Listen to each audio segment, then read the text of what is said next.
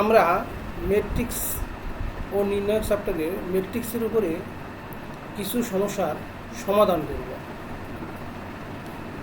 এ একটা ম্যাট্রিক্স দেওয়া আছে, বি একটা ম্যাট্রিক্স দেওয়া আছে, সি আর একটা ম্যাট্রিক্স আছে, A plus B, A minus B, 3a minus 4b plus 2c, এই তিনটা মান আমরা নির্ণয় করব।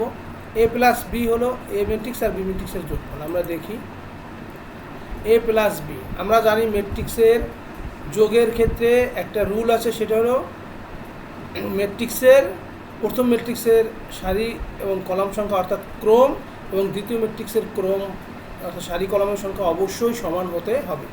প্রথম ম্যাট্রিক্সের আকার এবং দ্বিতীয় ম্যাট্রিক্সের আকার অবশ্যই সমান হতে হবে। এবং যোগের ক্ষেত্রে প্রথম ম্যাট্রিক্সের প্রথম ভুক্তিটা যেখানে অবস্থিত হবে ঠিক তার অপর ম্যাট্রিক্সে অপোজিটে যে ভুক্তি আছে তার সাথে যোগ হবে। যেমন আমরা দেখি এ প্লাস বি, এ প্লাস বি এ আছে 7 মাইনাস 3 4 5 3 2, বি আছে -2 7 5 1 10 -8। তাহলে 7-এর সাথে -2 এর যোগ হবে, -3-এর সাথে +7 যোগ হবে, 4-এর সাথে 5 যোগ হবে, এই 5-এর সাথে 1 যোগ হবে, 3-এর সাথে 10 যোগ হবে, 2-এর সাথে -8 যোগ হবে। তাহলে কত হয়? 7 - 2 5 -3 +7 4 4 + 5 9 5 + 1 6 3 + 10 13 2 - 8 -6।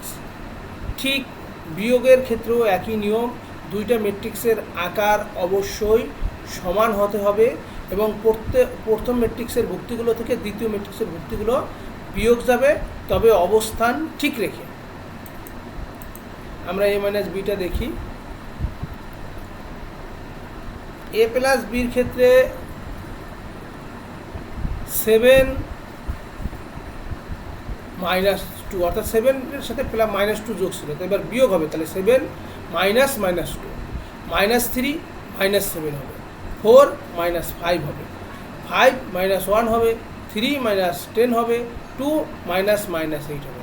তাহলে দেখি এই যে 7 - -2 -3 -7 4 - 5 5 - 1 3 - 10 2 - -8। তাহলে ফলাফল হিসেবে আমরা এখান থেকে পাচ্ছি 9 -10 -1 4 -7 +10।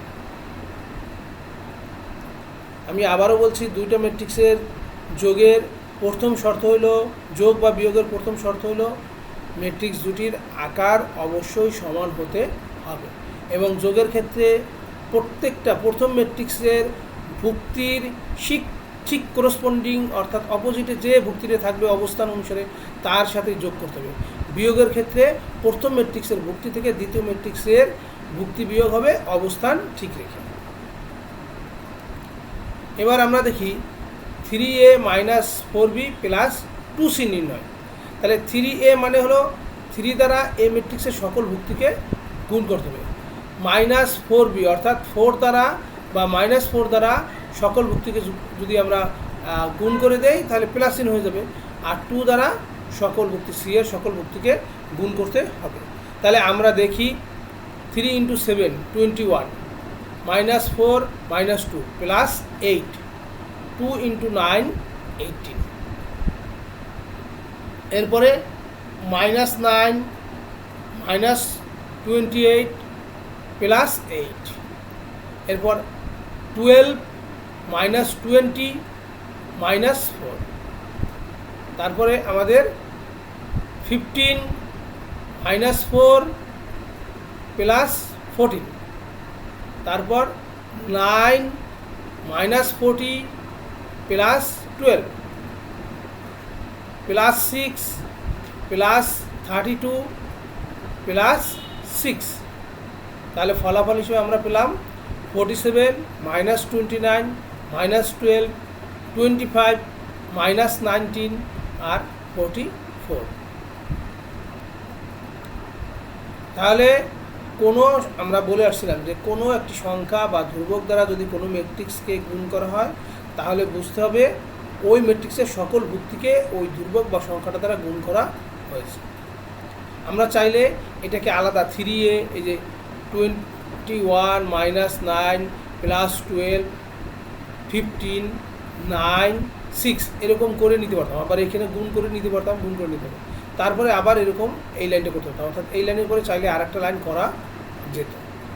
তাহলে আমার মনে হয় তোমরা ম্যাট্রিক্সের যোগ বিয়োগ এবং কোনো ধ্রুবক দ্বারা গুণ করার প্রয়োজন হলে সেটা সহজেই করতে পারবে।